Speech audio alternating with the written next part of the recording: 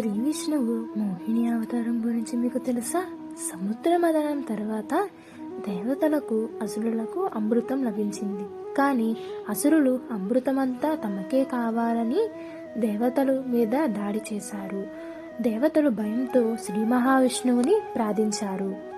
అప్పుడే విష్ణువు అతి అందమైన స్త్రీ రూపంలో మోహిని అవతారంగా అవతరించాడు.